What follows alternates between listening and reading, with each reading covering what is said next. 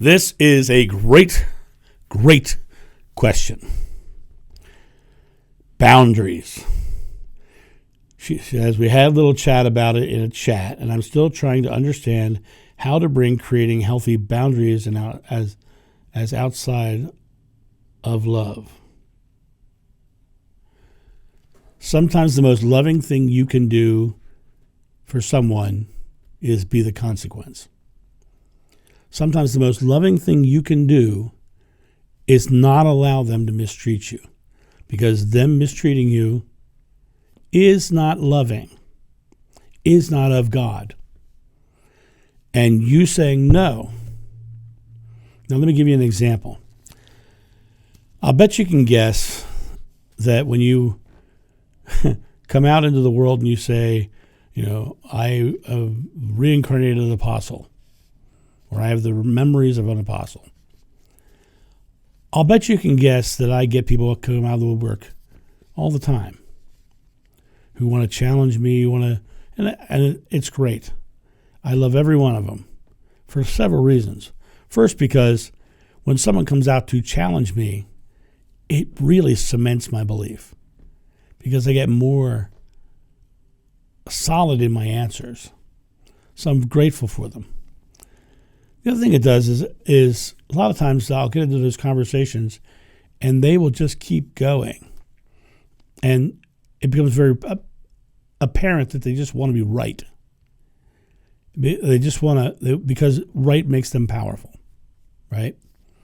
When I look at the concept of people coming in and sort of emotionally abusing people,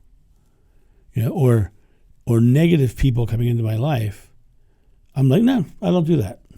I call them on their stuff, because it's my life experience. I won't put myself into a situation of being surrounded by negative, nasty people who don't treat me well, who I don't enjoy being around. And that's the most loving thing I can do. Why? Because they need to have someone say, this isn't okay. And that's the most loving thing I could do for them, was be the consequence.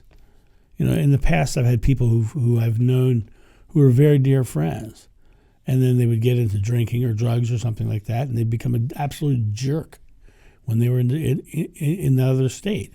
Now, they're beautiful and wonderful people when they're not in that state. And I tell them, you're a jerk when you're that way. I don't like being around you. It's not enjoyable to be around you when you're that way. And there have been friends that I have absolutely said, as long as you do this, I'm not your friend. And in reality, it's the most friendly thing I can do.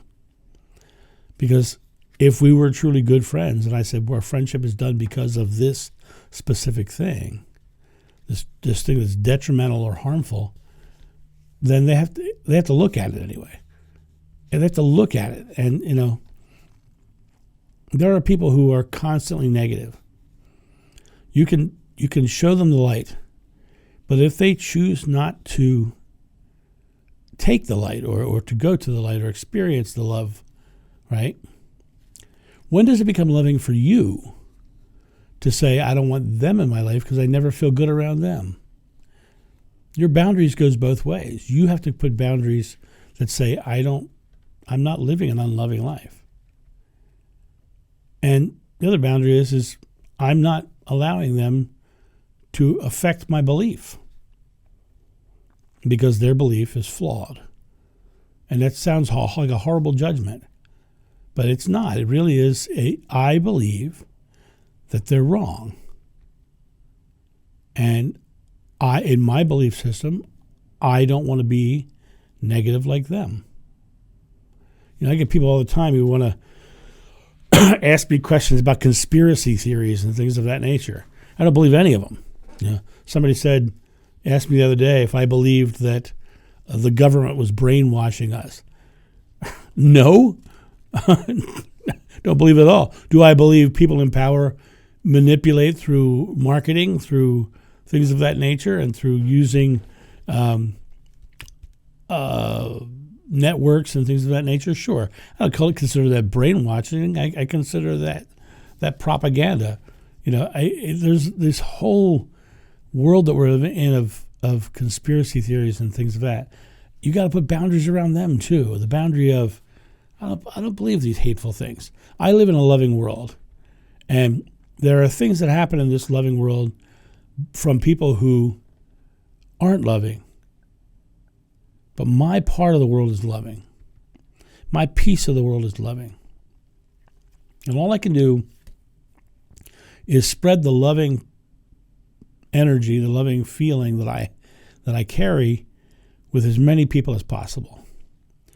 And if I can do that, then I can affect the world in positive ways. And the boundaries that I have to set are to not let people come in and poison the loving environment that I'm creating.